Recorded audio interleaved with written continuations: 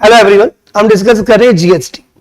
कल की क्लास बहुत इंपॉर्टेंट थी। अपन ने बेसिक आइडिया लिया था एज पर लो कि जीएसटी किसके ऊपर चार्ज होगा, बट एक ही डिफरेंस था कि सी जीएसटी बोलेगा इंट्रा स्टेट और आई जीएसटी बोलेगा इंटर स्टेट। बाकी हमें पता है जीएसटी जो भी आपका लेवी होगा, जीएसटी जो भी आपका चार्ज होगा वो सप्लाई के ऊपर लगेगा। इतना सबके दिमाग में आ गया था। जो फर्स्ट डे इतना याद रखना है कि जीएसटी जो आपका लगेगा किसके ऊपर लगेगा, सप्लाई के ऊपर। अब सेकंड पॉइंट ये आता है क्या सप्लाई करने पर, may be goods, may be services और मे बी बोथ। तो यदि अपन कोई भी गुड्स या सर्विसेज या दोनों की यदि सप्लाई करते हैं तो आपका जीएसटी लगेगा। ये अपन ने बात कर ली है। मीन जो भी आपका जीएसटी है वो लेवी हमने पढ़ लिया था। यदि आपको याद हो सेक्शन 9 सबसेक्शन 1, सेक्शन 9 सबसेक्शन 1 और section 5 subsection 1 only one product. वैसे कनेक्टेड बोला जाए तो 1 और वैसे प्रॉपर्ली बोला जाए तो 2 हो गए। उनके ऊपर कभी भी जीएसटी नहीं लगेगा। इतना सबको समझ में आ गया था। चल किसके ऊपर जीएसटी नहीं लगेगा, जो भी आपकी अल्कोहलिक लिकर है फॉर ह्यूमन कंजप्शन, दारू के ऊपर जीएसटी नहीं लगेगा। और जो भी आपका क्या था वो डीनेचर्ड ईएनए और रेक्टिफाइड स्पिरिट, यदि वो सप्लाई की जा रही है किसको, दारू बनाने वाले को, alcoholic liquor for human consumption बनाने के लिए यूज की जा रही है तो उसके ऊपर भी जीएसटी एप्लीकेबल नहीं होगा। इसके अलावा जो बाकी प्रोडक्ट है उनके ऊपर जीएसटी लगेगा according to 9(1) and 5(1). I think clear to everyone. 9(1) के अंदर आपको याद रखना था इंट्रा स्टेट और 5(1) के अंदर आपको याद रखना था इंटर स्टेट। और जीएसटी का जो रेट होगा वो होगा आपका 40% मैक्सिमम, और यदि सी जीएसटी में बोलोगे तो आधा हो जाएगा, that is a maximum 20%।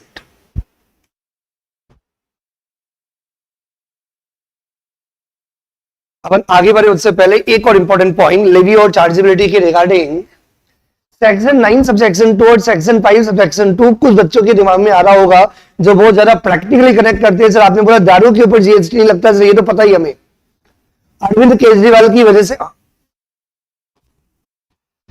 Arvind Kejriwal का केस सबको पता ही था भैया। वो अरविंद केजरीवाल के पास दारू के रिलेटेड जो केस हुआ क्यों हुआ, क्योंकि दारू का पावर किसके पास होता है, स्टेट गवर्नमेंट के पास।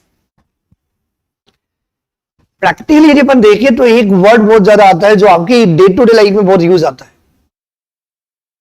बाकी भी आजकल कनेक्टेड हो गए तो लोगों को पता होगा, लेकिन एक तो पता ही होगा, petrol and diesel.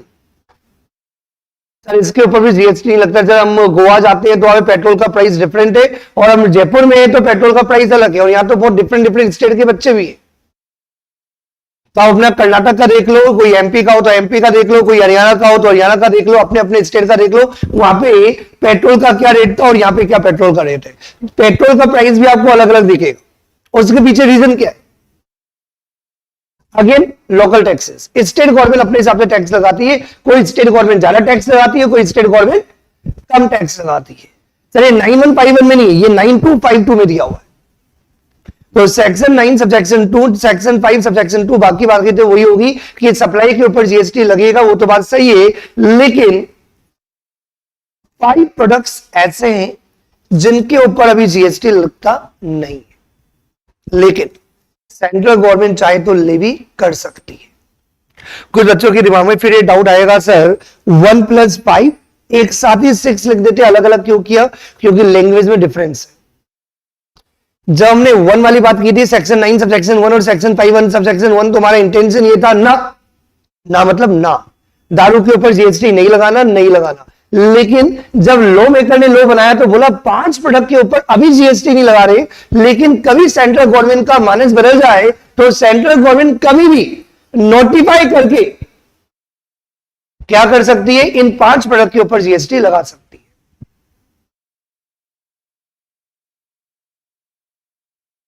Notification easy होता है।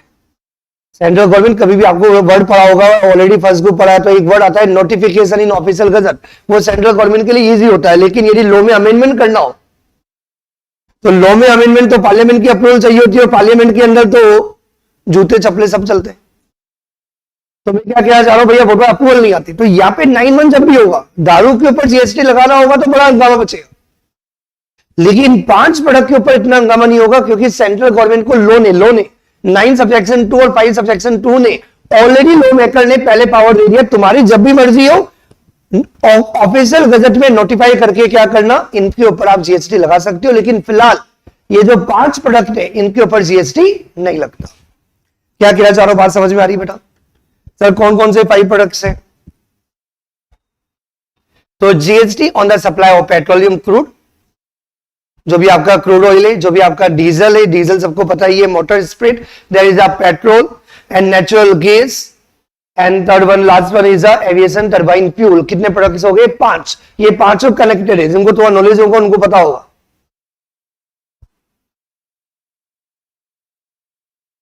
आपका क्रूड ऑयल हो गया, आपका क्या हो गया? डीजल पेट्रोल हो गया, नेचुरल गैस हो गया, एविएशन टर्बाइन फ्यूल। ये जो 5 प्रोडक्ट है इनके ऊपर कभी भी जीएसटी लेवी मतलब चार्ज हो सकता है। किसके द्वारा? With effect from the date as may be notified by the government. मतलब इन 5 प्रोडक्ट के ऊपर अभी जीएसटी लगता नहीं है। लॉ मेकर ने पावर दे रखा है कि सेंट्रल गवर्नमेंट चाहे तो इन 5 प्रोडक्ट के ऊपर भी जीएसटी लेवी कर सकती है central government by notification in official gazette. मतलब आपसे कोई बोला जाए जनरली तो आप ये बोलोगे 6 प्रोडक्ट के ऊपर भी जीएसटी नहीं लगता।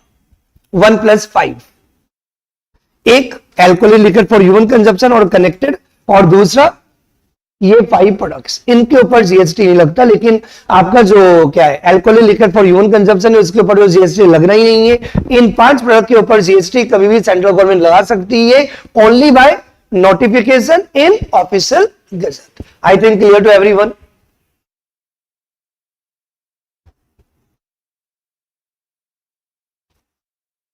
आगे कंटिन्यू करें, समझ में आ रहा है सबको? Any confusion to anyone?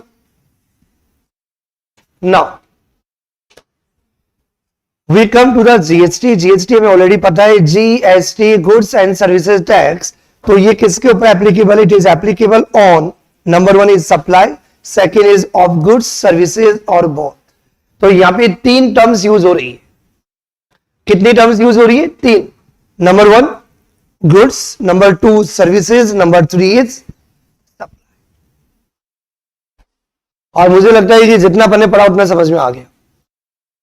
GST जो भी आपका लगेगा वो सप्लाई के ऊपर लगेगा। किसके ऊपर लगेगा बेटा? सप्लाई के ऊपर। क्या सप्लाई करने पर लगेगा? गुड्स सर्विसेज और बोथ। तो यदि कोई भी गुड्स या सर्विसेज सप्लाई की जाती है तो जीएसटी वुड बी चार्ज। ये चेक करना पड़ेगा कि इंटरस्टेट लगेगा, सॉरी आईजीएसटी लगेगा या सीजीएसटी नेट जीएसटी लगेगा। वो उस बात पर डिपेंड करेगा कि यदि इंटरस्टेट है तो सीजीएसटी नेट जीएसटी लगेगा, और यदि इंटरस्टेट है तो क्या लगेगा? आपका आईजीएसटी लगेगा। क्लियर है यहां तक? Any confusions? चलो अपन डेफिनेशंस पे जाते हैं। Number 1, what is the meaning of goods? क्योंकि देखना बहुत इंपॉर्टेंट है, क्योंकि द रीजन जब गुड्स होगा तभी ड्यूटी लगेगी। क्योंकि जीएसटी आपका लगेगा सप्लाई करने पर। क्या सप्लाई करने पर? गुड्स सर्विसेज और बोथ। तो इसलिए ये देखना बहुत जरूरी है कि गुड्स के अंदर क्या क्या कवर्ड होगा, क्या क्या कवर्ड नहीं होगा। फॉर एग्जाम्पल बेंचेस हो गई, कैमकोर्डर हो गया, अम्ब्रेला हो गया, फैन हो गया, एसी हो गया, ये स्क्रीन हो गई, ये लैपटॉप हो गया, कंप्यूटर हो गया, कपड़े, जूते, बिल्डिंग। क्या बिल्डिंग भी गुड्स है?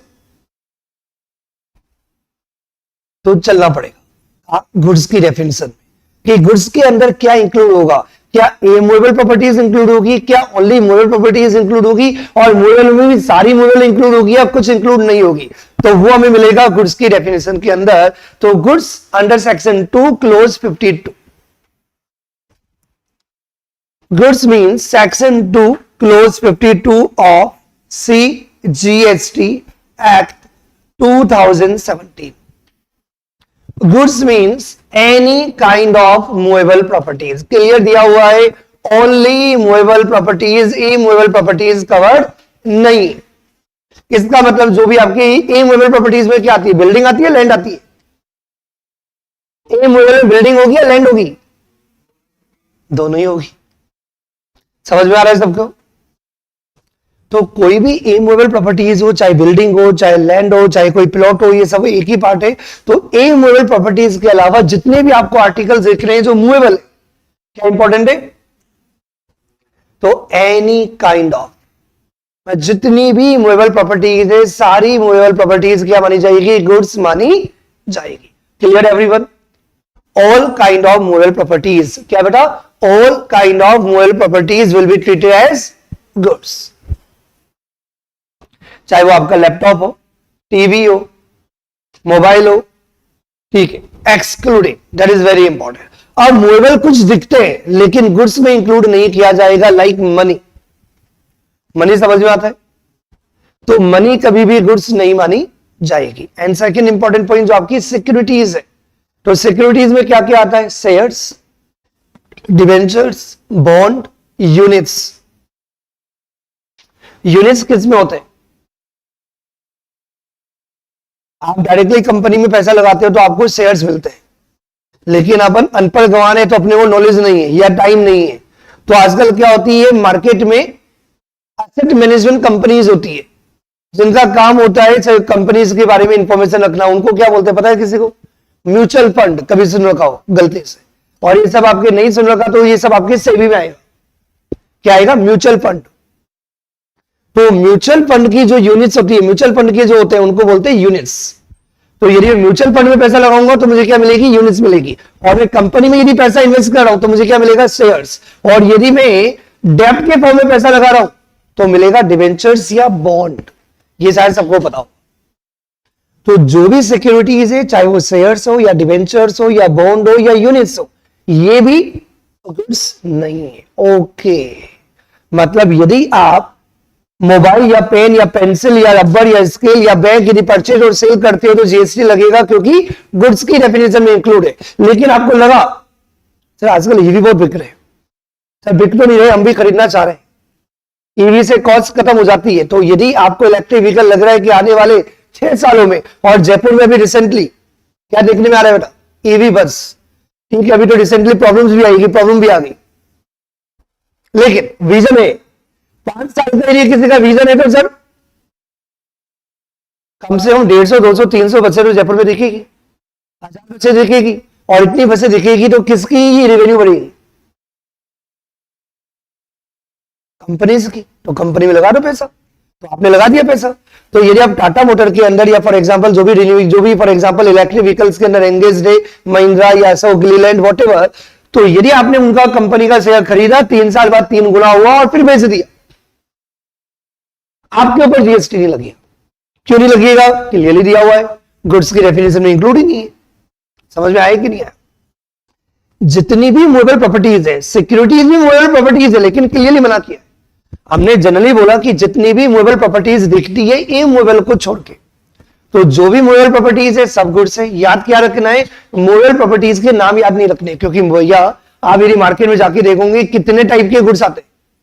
तो लॉ मेकर ने क्या किया, ये नहीं बताया कि कौन कौन सी मूवेबल प्रॉपर्टी, बोला सारी मूवेबल प्रॉपर्टीज गुड्स है। आप तो ये याद कर लो कि क्या इंक्लूड है, नहीं क्या इंक्लूड नहीं है। क्या इंक्लूड नहीं है? Money, securities. तो मनी और सिक्योरिटीज गुड्स की डेफिनेशन के अंदर इंक्लूड नहीं है, इसका मतलब इसके ऊपर जीएसटी नहीं लगेगा, क्योंकि जीएसटी किसके ऊपर लगता है? या तो गुड्स या सर्विसेज। समझ में आ गई बात? But including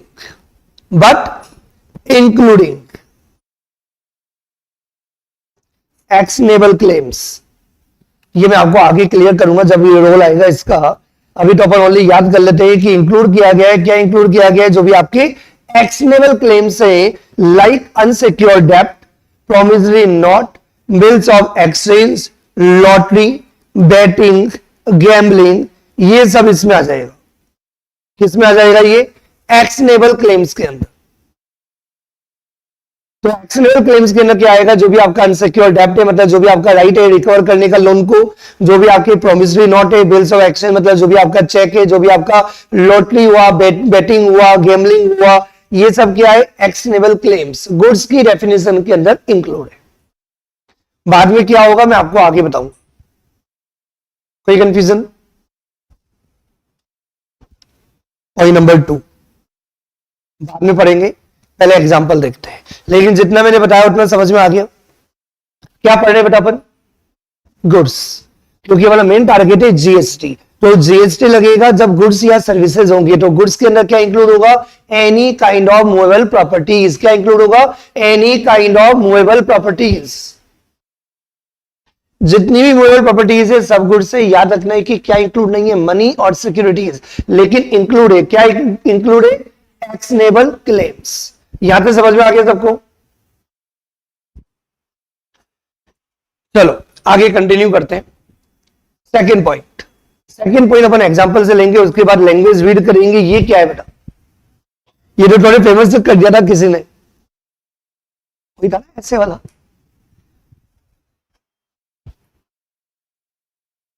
Shahrukh Khan.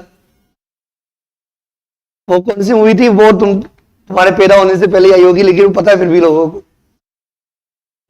देखो इतना तो पढ़ाई भी याद नहीं होती बच्चों को, लेकिन पैदा होने से पहले की मूवी नहीं शायद, जब पैदा नहीं हुए उससे पहले की मूवी याद है। चलो मजाक करता है, तो come back to the point. ये क्या, ये फेमस उसी मूवी में किया था। ये एक्चुअली सरसों है। क्या ये मस्टर्ड, यदि किसी को नॉलेज होगा, मस्टर्ड मतलब सरसों। अब समझना मेरी बात ध्यान से। अब जो फॉर एग्जांपल कंपनीज है जो सरसों का तेल बनाकर बेचती है, जिनका काम है तेल लो तेल लो तेल तेल तेल तेल 250 का तेल, तो अब सिंपल सी बात है, जो सरसों का तेल बेचती है वो सरसों परचेज करेगी। और सरसों यदि आप डीलर से खरीदोगे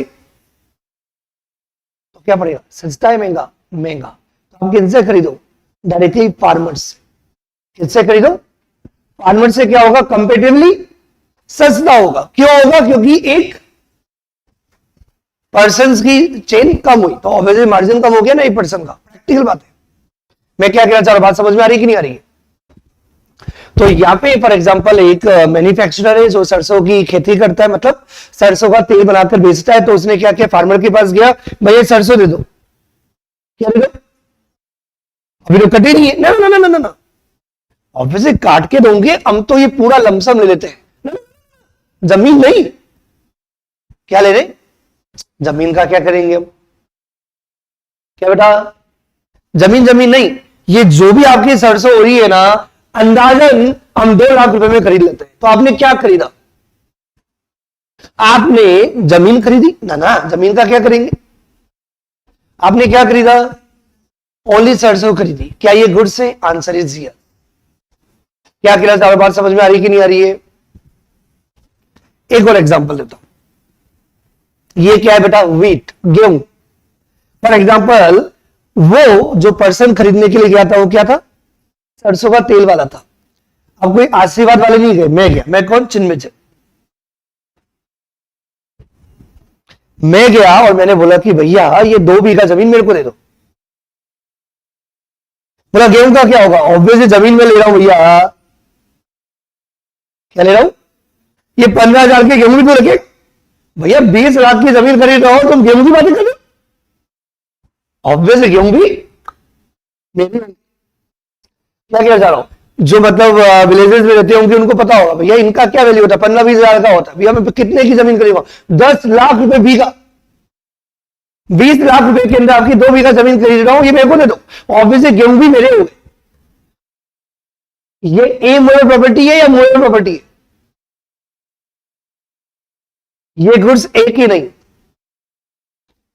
अभी जो मैंने एग्जांपल दिया, अभी सेकंड एग्जांपल, फर्स्ट वाला एग्जांपल खत्म हो गया, सेकंड वाला एग्जांपल में बात कर रहा हूं, सुनना ध्यान से, इन्वॉल्व होना। मैं चिन्मय जैन मार्केट गया, किसी फार्मर को बोला भैया 2 बीघा जमीन आपसे खरीद रहा हूं। उसने बोला गेहूं का क्या हो, ऑब्वियसली 4 महीने बाद गेहूं कटेंगे, मेरे ही होंगे, चाहिए कि नहीं चाहिए। तो ब्रोकर ही बोलेगा भैया दे 15,000 के गेहूं आएंगे, वो भी क्या पता बारिश आई कि नहीं आई। जो भी फार्मर होंगे उनको पता, भैया इनका कुछ नहीं पता होता, फार्मर की लाइफ बड़ी अनसर्टेन है। क्योंकि मेरी बहुत सारी एग्रीकल्चर जमीन है तो मुझे पता है भैया, पहले बोलते वाह इसका बहुत अच्छा आएगा, और लास्ट में 4 दिन लगातार बारिश हुई, चौपट। या तो बारिश ही नहीं आती, और बारिश आती तो ज्यादा आती, तो ज्यादा आती तो खराब, कम आए तो खराब, वरना कोई जानवर लग जाए तो खराब, ये हो जाए तो खराब, भैया हर तरीके से खराब होता है, दिमाग नहीं लगाता। भैया क्या खरीद रहा हूं, 2 बीघा जमीन खरीद रहा हूं, तो ऑब्वियसली जो गेहूं है, जो भी तार बनती है, सब मेरी हो गई। तो मैंने क्या खरीदा, जमीन। और जमीन खरीदी, जो जमीन के साथ तो सारी चीजें मेरी आएगी ना भैया। तो ये मूवेबल है या इमूवेबल है, ये इमूवेबल प्रॉपर्टी है, ये गुड्स नहीं माना चाहिए। तुम लोगों को दोनों डिफरेंस समझ में आया? एक्चुअली दिखता दोनों एक जैसा ही है, लेकिन मैंने जो एग्जांपल दिया है, जो मैं आपको बता रहा हूं, वो डिफरेंट है। फर्स्ट वाले केस के अंदर मैंने बोला कि वो बंदा ओनली जमीन नहीं ले रहा है, बंदा बोले जमीन तो हमें चाहिए ही नहीं, हम तो क्या ले रहे हैं, आपकी सरसों जमीन से लगी हुई है, लेकिन आपके साथ जो एग्रीमेंट कर रहे हैं वो ओनली सरसों का कर रहे हैं, जमीन का नहीं कर रहे, तो ये गुड्स माना जाएगा। क्या कहना चाह रहा, बात समझ में आ रही है कि नहीं आ रही है? I think clear to everyone.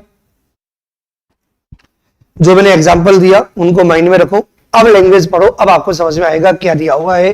But including point number 2, everyone growing crops, crops मतलब फसलें, लाइक गेहूं, बाजरा, मक्का, शायद सबको पता होगा।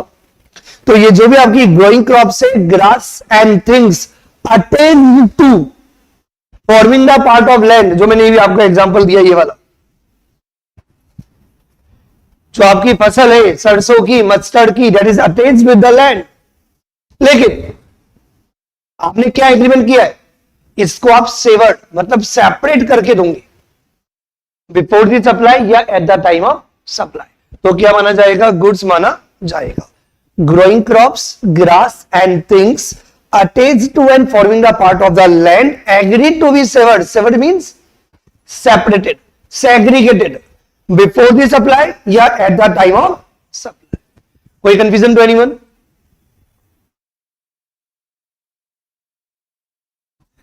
देखो समझो मेरी बात ध्यान से, यदि आपके सामने मस्टर्ड सरसों अलग से पड़ी है, वो तो गुड्स दिखता ही है, लेकिन क्या यदि कोई क्रॉप से जो लैंड से अटैच्ड है, मैं क्या कहना चाह रहा हूं, बात समझ में आ रही बेटा? यदि कोई भी क्रॉप्स या कोई भी ग्रास या कोई भी thing that is attached to and forming the part of land, लेकिन what is the important word, that is severed means separated before the supply या at the time of supply, means supply के time या supply से पहले ही agreement हो गया है कि भैया ये जो भी आपकी क्रॉप्स है, ये जो भी चीजें, उसको आप अलग करके दोगे, तो क्या माना जाएगा, गुड्स माना जाएगा। I think clear to everyone. Section 2 clause 52, goods के अंदर क्या क्या इंक्लूड होगा और क्या क्या इंक्लूड नहीं होगा। Goods means any kind of movable properties but not include, क्या इंक्लूड नहीं करता, money and securities, but including क्या इंक्लूड करता है, actionable claims and growing things, growing crops, things और जो भी grass attached to and forming the part of the land severed before the supply या एट द टाइम ऑफ। आगे continue करें। Now we come to the second point. ये तो आपको समझ में आ ही गया, और ये तो वैसे ही आपको समझ में आ रहा है, तो बंजर जमीन है, क्या ये लैंड, लैंड क्या होती है, इमूवेबल प्रॉपर्टी, ये तो गुड्स है ही नहीं, सही तो पता ही है। Now we come to the service. Service की डेफिनेशन हमने थोड़ी सी वाइडर बना दी।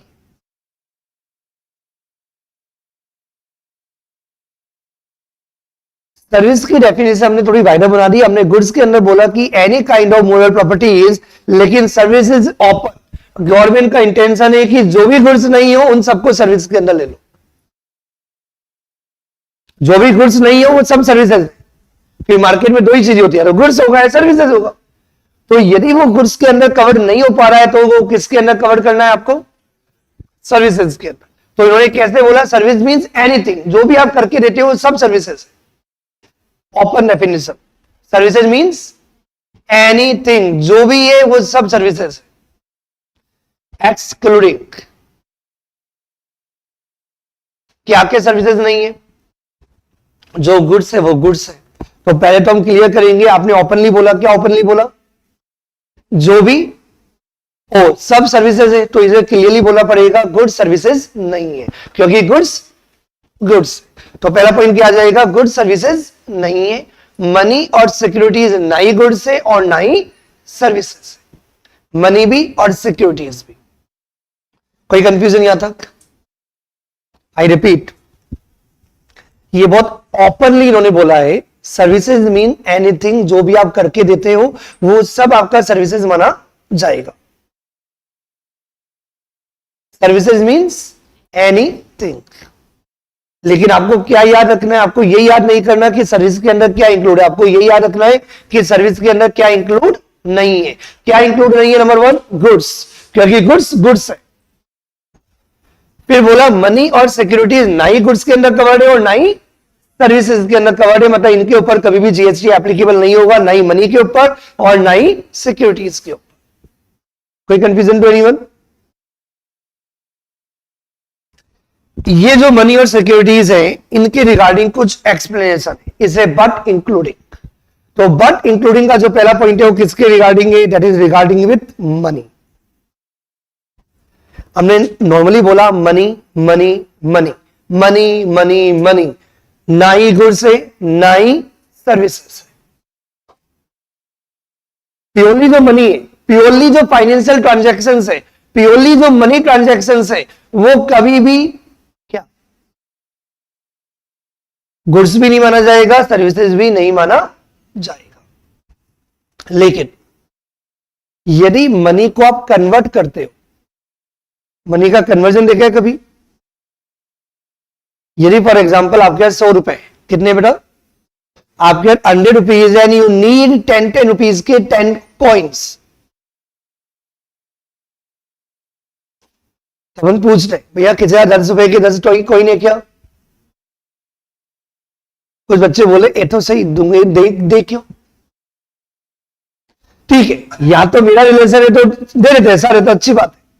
लेकिन यदि मैं अननोन होता, आपने पान वाले से कभी बोला होगा भैया खुले देना 500 के, नहीं है नहीं है नहीं है, और आप देख रहे पड़े तो है नहीं है, 10 रुपए रख लेना, कितने के चाहिए? समझ में आया कि नहीं आया? कुछ तो मिलना चाहिए ना, क्या क्या चाह रहा हूं।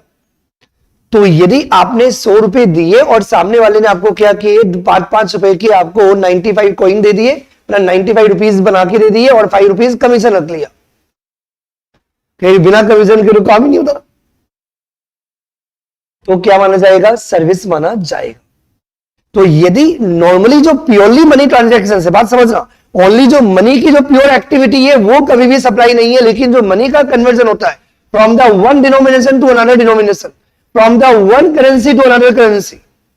हमारे इंडिया में कौन सी करेंसी चलती है, पाउंड या डॉलर? ये तो ऐसे बोल दिया मैंने, ऑब्वियसली इंडिया में क्या चलता है, रुपीज। लेकिन आपको कहां जाने का है, मॉरिशस घूमने के जाने का है, तो क्या चाहिए होगा आपको, मॉरिशस रुपीज। यदि आपको यूएस में जाने का है तो यूएस डॉलर, और यदि यूके में जाने का है तो पाउंड। समझ में आ रहा है मैं क्या कहना चाह रहा हूं? और यदि चाइना जाने का है तो चाइनीज युआन। तो हर कंट्री की अलग अलग करेंसीज है, तो आपको क्या करना होता है, रुपीज को डॉलर में कन्वर्ट करना होता है, डॉलर को पाउंड में कन्वर्ट करना होता है। तो ये जो मनी का कन्वर्जन है, जिसके लिए बैंक वाले क्या करते हैं, इनडायरेक्टली कमीशन चार्ज करते हैं, वो भी क्या माना जाएगा, सर्विसेज माना जाएगा। वापस से रिपीट करता हूं, नॉर्मली लॉ मेकर ने क्लियरली बोला कि जो मनी है वो सर्विसेज नहीं है, बट इंक्लूडिंग, क्या इंक्लूड करता है, activities relating to use of money, activities relating to use of money या conversion by cash by any other mode, means from the one form, from the one currency, from the one denomination. और denomination के अंदर रहेगा 500 का note, 1000 का note, 200 का note, 100 का note. तो from the one mode, from the one form, from the one currency, from the one denomination to another form, another currency या another denomination for which a separate consideration is charged, ये क्या माना जाएगा, services माना जाएगा। नहीं आया समझ में बेटा? अपने को जल्दी नहीं है, इन्होंने जनरली बोला कि सर्विसेज के अंदर मनी इंक्लूड नहीं होगा, सर्विसेज के अंदर जो प्योरली जो मनी है ना वो इंक्लूड नहीं होता, लेकिन जो मनी का यूज होता है, तो यदि मनी के यूज के रिगार्डिंग क्या मनी का यूज कर लो, या फॉर एग्जांपल जो कन्वर्जन होता है मनी का from the one form to another form, from the one currency to another currency, from the one denomination to another denomination,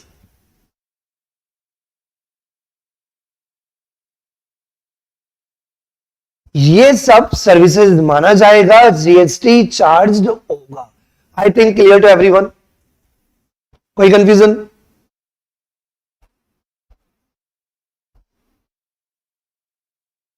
समझ में आ रहा है सबको? आगे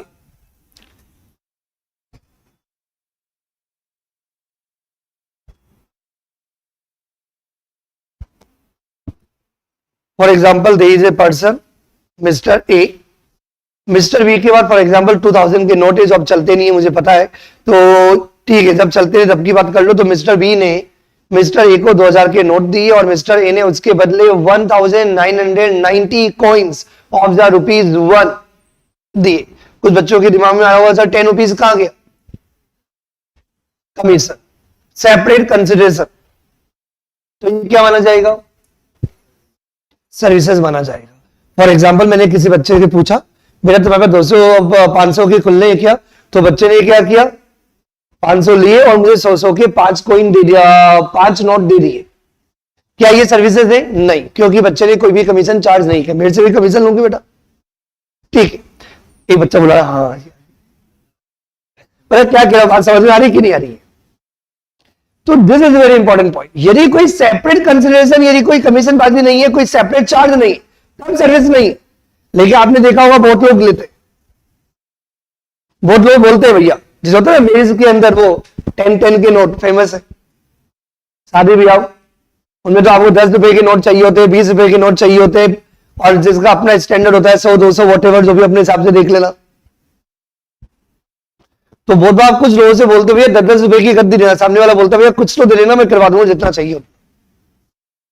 वो सर्विसेज माना जाएगा, वो सर्विसेज माना जाएगा यदि कोई सेपरेट कंसिडरेशन चार्ज है। अदरवाइज जो भी आपका कन्वर्जन है from the one form to another form, from the one currency to another currency, that will be treated as a services, otherwise not. Separate consideration requirement है। समझ में आ गई बात? अपन कहां पे थे बेटा?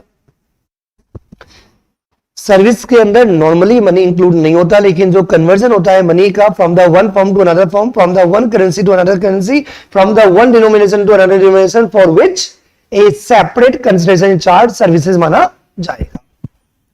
नॉर्मली जो आपकी सिक्योरिटीज है, मैंने एग्जांपल भी दिया था अभी, थोड़ी कहानी भी सुना दी थी, वापस से सुनाऊंगा। ईवी की याद आ रहा होगा, इलेक्ट्रिक व्हीकल्स, टाटा मोटर्स। तो यदि आप टाटा मोटर के शेयर को यदि खरीदते और बेचते हो तो जीएसटी नहीं लगता। ये सेबी में आएगा, भी तो स्टार्ट ही हुआ है, तो बहुत ज्यादा कुछ पढ़ा नहीं होगा तुम लोगों ने, बहुत इंटरेस्टिंग है। कैसे खरीदोगे? गली में कोई बंदा खड़ा होगा, ले लो टाटा मोटर 2 रुपया। मंडी से चलती है क्या इसकी? सब्जी मंडी से, सब्जी मंडी में जाके भिंडी खरीदते हो। सर जो भी शेयर्स या जो भी आपको सिक्योरिटीज बाय करनी है, आपको पता है there is a proper market that is controlled with the exchange. Stock exchange के थ्रू आप बाय और सेल कर सकते हो, डायरेक्टली बाइंग और सेलिंग अलाउड नहीं है। मतलब जो बंदा सेल और बाय कर रहा है वो सर्विसेज नहीं है, लेकिन जो पर्सन आपको प्लेटफॉर्म दे रहा है। तुम्हें से कितने बच्चे ट्रेडिंग करते हैं शेयर्स के अंदर? कुछ बच्चे करते हैं, इसलिए मैं पूछ लेता हूं। बहुत बार बच्चे बैचेज में मिलते हैं मुझे, तुम्हारे वाले बैच में कोई नहीं है, कुछ भी, बात एक ही है। जिन्हें शेयर से पैसा लगा रखा है, कहां पे लगा रखा है, किसके कैसे लगाया? Motilal Oswal, that is a service provider.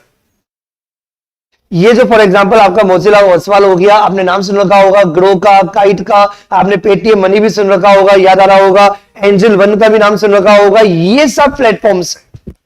ये तुम्हारे दिमाग में भी आया, जैसे मैंने अभी बोला टाटा मोटर्स, हो सकता है बेटा करना नहीं, एग्जांपल है, तो इसने भी बोला पापा मैं टाटा मोटर के 1000 शेयर्स खरीद लेता हूं, क्योंकि ऑब्वियसली फ्यूचर में 5 साल में, कल का पता नहीं, लेकिन 5 साल में मेरे को भी दिखता है कि ईवी तो बिकेगा भैया। अभी किसका बिकेगा ये जुआ है, कि अशोक लीलैंड ज्यादा बेचेगा या टाटा मोटर बेचेगा, ये आपका जुआ है। लेकिन ये तो पता है कि ईवी की सेल्स धीरे धीरे होने वाली है। पैसेंजर व्हीकल्स भी आपने धीरे धीरे ईवीज के बहुत देखने लगे होंगे, आपके फैमिली मेंबर्स में भी धीरे धीरे खरीदे होंगे, और जो खरीद रहे वो सब बोले मजा आ गया भैया। क्या कहना चाह, बात समझ में आ रही कि नहीं आ रही? वापस से, तो तुम यदि टाटा मोटर के शेयर्स खरीदोगे बेचोगे, तुम्हारे ऊपर जीएसटी नहीं लगेगा। लेकिन जो मोतीलाल ओसवाल है, जो एंजल वन है, जो पेटीएम मनी है, जो ग्रो है, जो काइट है, ये लोग आपको एक प्लेटफॉर्म प्रोवाइड करते हैं जिसके थ्रू आप क्या कर सकते हो, शेयर्स बाय और सेल कर सकते हो, चाहे शॉर्ट टर्म में खरीदो चाहे लॉन्ग टर्म में करो। लेकिन वो एक अलग बात है, तो ये आपको इमीडिएटली बेचना है या 10 दिन बाद बेचना है या 2 साल बाद बेचना है, वो एक डिफरेंट मैटर है। लेकिन आपको खरीदना किसके थ्रू पड़ेगा? Motilal Oswal, Paytm money, grow, Zerodha, kite, ये जो भी आपकी फॉर एग्जांपल ऐप से, इनके थ्रू आपको बाय करना पड़ेगा या सेल करना पड़ेगा। समझ में आ गई बात? यही दिया हुआ है। सर्विसेज इंक्लूड, ध्यान से पढ़ना, ये किसके लिए दिया हुआ है? सर्विसेज सिक्योरिटी सर्विसेज नहीं है, सुना बात, सिक्योरिटी सर्विसेज नहीं है, लेकिन इंक्लूड फैसिलिटेटिंग और arranging the transaction in security. Difference समझ में आया बेटा? सिक्योरिटीज को जो बाय और सेल करोगे, जो ट्रेडिंग करोगे, वो सर्विसेज नहीं है, खरीदना और बेचना सर्विसेज नहीं है, लेकिन जो पर्सन फैसिलिटी प्रोवाइड कर रहा है, जो पर्सन अरेंजमेंट कर रहा है, वो सर्विसेज है, चाहे वो सिक्योरिटीज के रिगार्डिंग ही क्यों ना हो। क्या डिफरेंस क्लियर हुआ? इसका मतलब ये हुआ कि जब भी आप कोई सिक्योरिटीज बाय और सेल करते हो, कभी भी जीएसटी नहीं लगता, लेकिन जो पर्सन सिक्योरिटीज को बाइंग और सेलिंग की फैसिलिटी प्रोवाइड कर रहा है, अरेंज कर रहा है, मोतीलाल ओसवाल हो गया, पेटीएम मनी हो गया, जीरोधा, काइट, ये जो भी आपका एंजल वन, ये सब क्या है? ये सब सर्विस प्रोवाइडर हुआ, इनको जीएसटी पे करना पड़ता है। I think clear to everyone?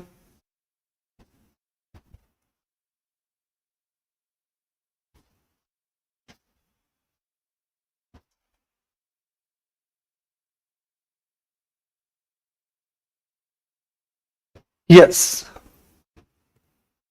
No doubt, no confusions. हाँ बेटा बोलो। यूज ऑफ मनी का मतलब ये हुआ कि यदि आप सामने वाले को यदि कोई मनी यूज करने के लिए देते हो, तो ये पॉइंट आता है कि आपने इंटरेस्ट चार्ज किया, तो इंटरेस्ट सप्लाई नहीं माना जाएगा, लेकिन जनरली जो बैंक वाले आपको लोन देते हैं, use of money, money use करने के लिए दिया, किसके लिए? कार परचेज करने के लिए, मकान खरीदने के लिए, तो आपको पता होगा डॉक्यूमेंटेशन फीस लगती है, वो सब क्या माना जाएगा? यूज ऑफ मनी के रिगार्डिंग आपका क्या माना जाएगा? सर्विसेज माना जाएगा। तो मींस चाहे यूज ऑफ मनी हो चाहे कन्वर्जन हो, जिसके लिए सेपरेट कंसिडरेशन चार्ज की जा रही है, क्या माना जाएगा? सप्लाई माना जाएगा, सर्विसेज माना जाएगा। अपना जो मेन मुद्दा है, मेन मुद्दा पर नहीं बोलते, अपना मेन मुद्दा गुड्स नहीं है, अपना मेन मुद्दा सर्विसेज नहीं है बेटा, अपना मेन मुद्दा क्या है? जीएसटी। क्या पढ़ना अपने को? क्या पढ़ना अपने को? जीएसटी। जीएसटी किसके ऊपर लगेगा? गुड्स और सर्विसेज के ऊपर। ये तो हमें समझ में आ गया, कोई कंफ्यूजन है किसी को? तो गुड्स और सर्विसेज क्या करने पर? तो नाउ वेरी इंपॉर्टेंट डेफिनेशन कि सप्लाई के अंदर क्या इंक्लूड होगा और क्या इंक्लूड नहीं होगा। तो now we come to supply. लेकिन उससे पहले किसी को कोई डाउट हो रिगार्डिंग विद गुड्स और सर्विसेज पूछ सकता है। गुड्स और सर्विसेज के रिगार्डिंग कोई भी डाउट है किसी को भी in the class? Anyone? Confirmed? Now we come to the supply. Supply section 7 of CGST act 2017। Very interesting. Law maker ने सप्लाई को डिफाइन ही नहीं किया। सुनना बाद में क्या वर्ड बोल रहा हूं, ध्यान देना। लॉ मेकर ने सप्लाई को डिफाइन नहीं किया, लॉ मेकर ने सप्लाई का स्कोप बताया। डेफिनेशन में और स्कोप में डिफरेंस होता है। डेफिनेशन का मतलब प्रॉपर डेफिनेशन होती है, ये सप्लाई माना जाएगा। इन्होंने बोला कि सप्लाई क्या माना जाएगा, वो प्रॉपरली हम डिफाइन नहीं करते, हम आपको ये बता देंगे कि ये सप्लाई के अंदर आप इंक्लूड कर सकते। तो यहां पे इन्होंने कवरेज के फॉर्म में बताया कि सप्लाई के अंदर क्या क्या कवर्ड होगा। और सर सप्लाई की डेफिनेशन इंपॉर्टेंट है, बहुत इंपॉर्टेंट है, क्योंकि सप्लाई होगा तभी जीएसटी लगेगा। ओनली गुड्स और सर्विसेज से भी काम नहीं चलेगा, गुड्स और सर्विस की सप्लाई होनी चाहिए तभी जीएसटी लगेगा। तो अपन स्टार्ट करते हैं सेक्शन 7 सब सेक्शन 1 की सप्लाई के अंदर क्या क्या इंक्लूड होगा। कितने पॉइंट याद रखने अपने को? 4 पॉइंट याद रखने। कितने पॉइंट याद रखने? 4। ए, डबल ए, बी और सी। माना कि चारों पॉइंट आज नहीं हो पाएंगे, जब होंगे तब होंगे। एक पॉइंट तो अपन आज याद कर लेते हैं। कितने पॉइंट है? 4 पॉइंट है। Section 7 sub section 1। Section 7 sub section 1 supply के अंदर क्या क्या इंक्लूड होगा? कितने point? 4। A, double A, B और सी। तो अपन स्टार्ट करते हैं point number A. Section 7 sub section 1 supply include point number A all form of। अब शायद आपको मेरी बात समझ में आ गई होगी मैंने क्यों बोला था कि सप्लाई को डिफाइन नहीं किया। आपने कभी जिंदगी में ऐसे डेफिनेशन नहीं पढ़ी होगी जिसको डिफाइन कर रहे वही वर्ड यूज आ रहा है। समझ में आई बात? मैंने पहले ही बोला डेफिनेशन नहीं है, ये क्लेरिफिकेशन है कि क्या क्या सप्लाई के अंदर इंक्लूड कर सकते हो। तो लो मेकर बोलता है सेक्शन 7 सबसेक्शन 1 सप्लाई के अंदर इंक्लूड किया जाएगा। Point number A, all forms of supplies such as. किसी को ग्रामर आती है तुम्हें से? सच एज का मतलब क्या होता है? जैसे कि, यदि जिनको हिंदी आती हो तो जैसे कि, और जिसको इंग्लिश आती हो फॉर एग्जाम्पल। ओ, तो यहां पे जितने भी पॉइंट कवर्ड है वो 100% नहीं है, कुछ और भी हो सकता है। सप्लाई बहुत वाइडर है। इट मींस हम कुछ एग्जाम्पल के फॉर्म में आपको समझा देते हैं कि ये सप्लाई हो सकता है। तो ये क्या लो मेकर बोलते हैं? लो मेकर बोलते हैं कि सप्लाई के अंदर क्या क्या इंक्लूड होगा? All form of supplies may be goods may be services for example. क्या क्या एग्जाम्पल है? 8 एग्जाम्पल है। कितने एग्जाम्पल दिए इन्होंने? 8 पॉइंट दिए। इसके अलावा कुछ और भी कवर हो सकता है, क्योंकि यहां पे क्या लिखा हुआ है? क्योंकि सच एज कभी भी 100% नहीं होता। सच एज का मतलब होता है फॉर एग्जाम्पल। समझ में आ रही बात मैं क्या कहना चाह रहा हूं? पहला पॉइंट मींस आप बताओ कि सप्लाई के क्या क्या तरीके हो सकते हैं।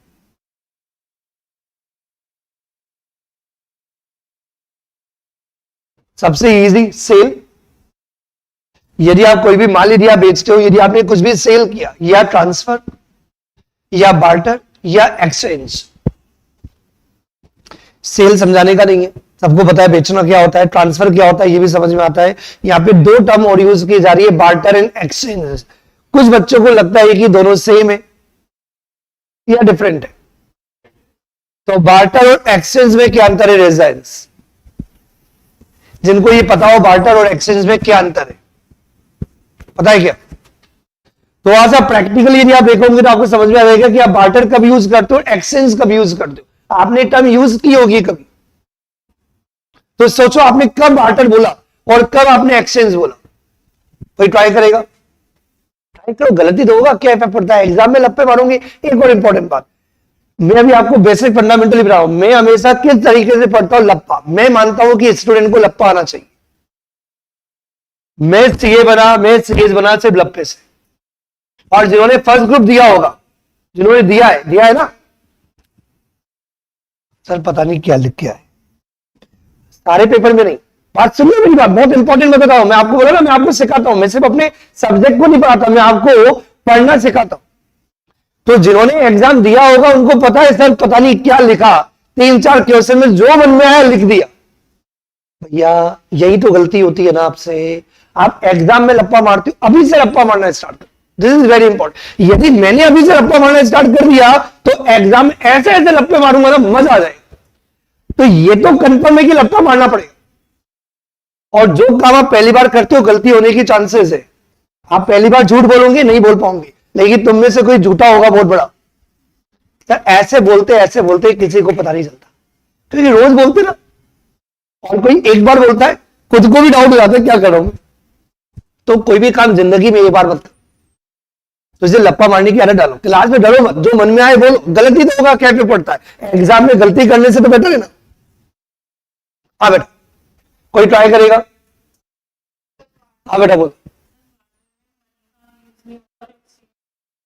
100% मनी यूज होती है।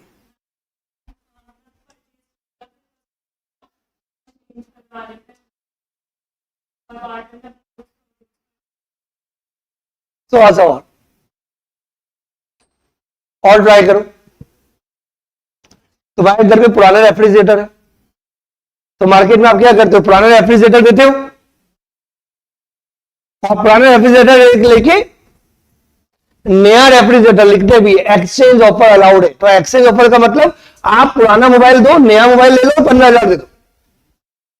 मनी भी इन्वॉल्व है, गुड्स भी इन्वॉल्व है। और बार्टर के अंदर 100% गुड्स होता है, लाइक जो पहले जमाने में ज्यादा हुआ करता था। तुम्हारी क्या खेती हुई है? गेहूं की। मेरी क्या हुई है? चावल की। तो मैं सिर्फ गेहूं खाऊं, अच्छा नहीं लगेगा। तुम सिर्फ चावल खाओ, अच्छा नहीं लगेगा। एक काम करते, तुम गेहूं ले लो, मैं चावल ले लेता हूं। तुम भी गेहूं और चावल दोनों खाओ, मैं भी गेहूं और चावल खाओ। ये आपने इकोनॉमिक्स में फर्स्ट डे पढ़ा होगा। बार्टर, ओरिजिनल कंसेप्ट बार्टर का ही था। फिर धीरे धीरे मनी इन्वॉल्व हुई। तो बार्टर के अंदर कोई भी मनी इन्वॉल्व नहीं होती, ये बिल्कुल सही बताया। बार्टर के अंदर क्या होता है, दोनों गुड्स होते हैं, दोनों सर्विसेज होती है, मतलब गुड्स या सर्विसेज होती है, मनी इन्वॉल्व नहीं है। लेकिन एक्सचेंज के अंदर जो मैंने एग्जांपल दिया, लाइक पुराना मोबाइल, जनरली लोग करते भी है, पापा भी करने वाले हैं, कार बदलने वाले हैं, आपकी पुरानी जो भी कार है वो देने वाले हो, पुरानी कार देके आप ईवी कार खरीदने वाले हो। एक्सचेंज तो बोलते हो कि आपकी उन्होंने क्या किया, 4 लाख में पुरानी कार ले ली और फिर आपने नई कार परचेज कर ली और 6 लाख रुपए का पेमेंट दे दिया। क्या बोलते हैं इसको अपन, एक्सचेंज। हाँ बोलो बेटा।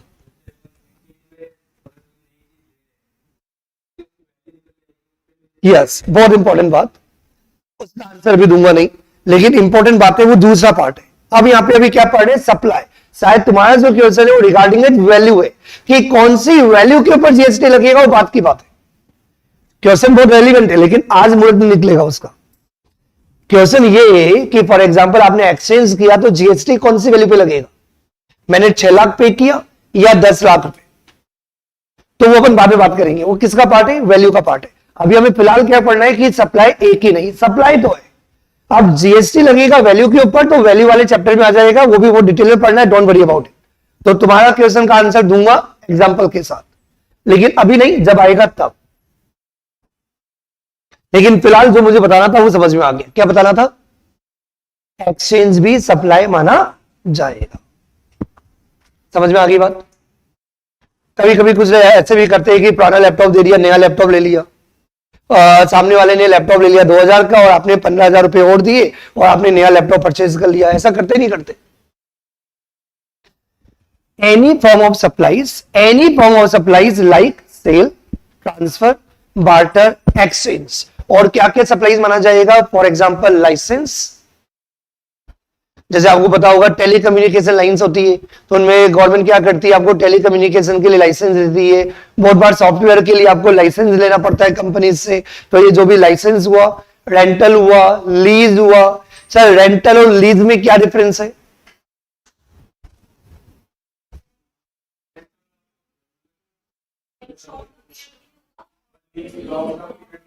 बिल्कुल सही बताया। रेंट 12 महीने से कम का पीरियड होता है तो आप रेंट यूज करते हो, और यदि 12 महीने से ज्यादा का यदि पीरियड हुआ तो यूज द वर्ड लीज, जिसका प्रॉपर्ली आपको लीज डीड करानी पड़ती है, रजिस्टर्ड कराना पड़ता है। और यदि 11-12 महीने का 11-12 महीने से कम हो तो आप रेंटल बोलते हो, उसके लिए रजिस्ट्रेशन कंपलसरी नहीं होता, सिंपल स्टाम्प पेपर में एग्रीमेंट हो जाता है। And fourth one is a disposal. Disposal का मतलब ये हुआ कि फॉर एग्जाम्पल है बेटा, ऐसा नहीं है वो पीछे वाला जो एसी ना पुराना हो गया, नहीं है पुराना, बहुत अच्छा है, चलो यार बेच देते हैं, ये भी अपना वोल्टास का है, वो भी वोल्टास का खरीद लेते हैं। तो मैंने क्या किया, उसको डिस्पोज ऑफ कर दिया। ना एक्सचेंज नहीं किया, डिस्पोज ऑफ कर दिया, कबाड़ी वाले को दे दिया, 3,000 रुपए दे दिए, कबाड़ी वाला लेके जाएगा एसी। तो एसी वाली कंपनी कभी एक्सचेंज नहीं करती, आपको पता होगा, जनरली नहीं करती हो तो मुझे पता नहीं, ज्यादा मैंने कभी किया नहीं। तो जनरली जो कबाड़ी वाले होते हैं तो उनको ही दे देते, इसको बोलते हैं डिस्पोजल। आप फॉर एग्जांपल कंप्यूटर पढ़े बहुत सारे, मैंने डिस्पोज ऑफ कर दिए, तो कितने आइटम हो गए, 8। कौन कौन से, sale, transfer, barter, exchange, licence, rental, lease और डिस्पोजल। डिस्पोज ऑफ कर देना। और डिस्पोजल जनरली यूज किया जाता है पुराने प्रोडक्ट्स के लिए। यदि जिस प्रोडक्ट के आप डीलर हो तो आप बोलते हो सेल या ट्रांसफर। जिन प्रोडक्ट में आप डील नहीं करते, चिन्मय ट्यूटोरियल्स है, चिन्मय ट्यूटोरियल्स का काम क्या है, सर्विसेज देना। तो मैं क्या यूज करूंगा, मैंने ए से डिस्पोज ऑफ कर दिया, मैं क्या यूज करूंगा, फर्नीचर डिस्पोज ऑफ कर दिया, मैं क्या यूज करूंगा, कंप्यूटर डिस्पोज ऑफ कर दिया। फॉर ए कंसिडरेशन मेड और agreed to be made in the course और furtherance of business, this is important. यदि बिजनेस करते टाइम, व्यापार करते टाइम, यदि आपने कोई भी सेल किया हो, ट्रांसफर किया हो, बार्टर किया हो, एक्सचेंज किया हो, लाइसेंस, रेंटल, लीज या डिस्पोजल,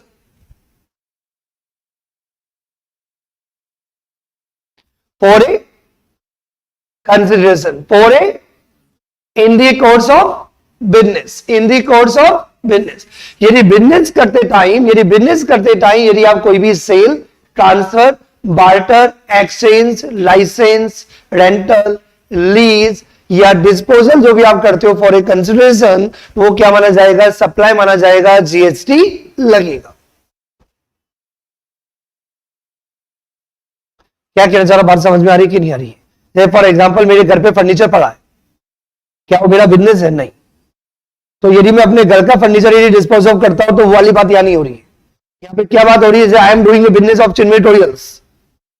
तो भैया चिन्मय ट्यूटोरियल्स अपना एक इंस्टीट्यूट यदि चला रहा है तो बिना फर्नीचर के थोड़ी चलाएगा। तो ये भी आपको पता है कि बहुत बार इंस्टीट्यूट को अपग्रेड करने के लिए आपको अपना पुराना फर्नीचर क्या करना होता है? डिस्पोज ऑफ करना होता है, और नया फर्नीचर आप खरीदते हो। यस और नो? तो आपने अपना क्या किया? पुराना फर्नीचर डिस्पोज ऑफ कर दिया, तो क्या माना जाएगा? सप्लाई माना जाएगा, मुझे भी जीएसटी पे करना पड़ेगा। लेकिन क्या रिक्वायरमेंट है? For a consideration in the course of business, for a consideration in the course of business. क्या कहना चाह रहा हूं? इस पॉइंट का एक और एग्जांपल देता हूं। फॉर एग्जांपल मेरा कोई मोबाइल खराब हो गया, मोबाइल खराब हो गया या मोबाइल पुराना हो गया, बहुत मुझे मजा नहीं आ रहा, तो कोई गरीब इंसान था, दे दे बाबा, दे दे मोबाइल, दे दे बाबा, तो ले ले बाबा मोबाइल, ले ले बाबा। तो मैंने क्या किया? उसे कितना लिया? दुआएं ली। 1000-2000 में कौन सा मैं अमीर हो जाऊंगा, तो 1000-2000 में क्या दिमाग लगाना। तो मैंने क्या किया? उसको मोबाइल फ्री में दे दिया, तू यूज कर आराम से बिंदास। क्या 1000 रुपये में क्या रखा हुआ है? सप्लाई नहीं है। माना कि वो इंस्टीट्यूट का था मोबाइल, तो उस मोबाइल को मैंने डिस्पोज ऑफ किया, लेकिन यदि फ्री में किया तो सप्लाई नहीं है। क्या इंपॉर्टेंट वर्ड है बेटा? हाँ, this is very important. Means sale, transfer, barter, exchange, licence, rental, lease, disposal, ये तभी सप्लाई माने जाएंगे जब कंसिडरेशन इन्वॉल्व होगा in the course of business. For example आपके कोई रिलेटिव जो जयपुर के बाहर के बच्चे, उनके लिए बता रहा हूं, जो जयपुर के बाहर के बच्चे जयपुर में आते हैं, और फॉर एग्जांपल आपकी मामी, ताऊ, ताई, जो भी है, मामू, जो भी है, अपने अपने रिलेटिव का नाम ढूंढ लेना। आप उनके घर पे आए और वो पीजी चलाते हैं, लेकिन बहुत अच्छा व्यवहार है, बहुत अच्छा व्यवहार है। तो उन्होंने बोला बेटा तेरे से क्या लेंगे, तो चले आराम से, पर पास होना, लेकिन पढ़ाई करना, ऐसा नहीं फालतू हरकतें। क्योंकि बाहर के बच्चे कुछ फालतू हरकतों के लिए भी आ जाते, पढ़ते था ही नहीं, फिर वो घूमने और मस्ती में लग जाते, तो वो नहीं।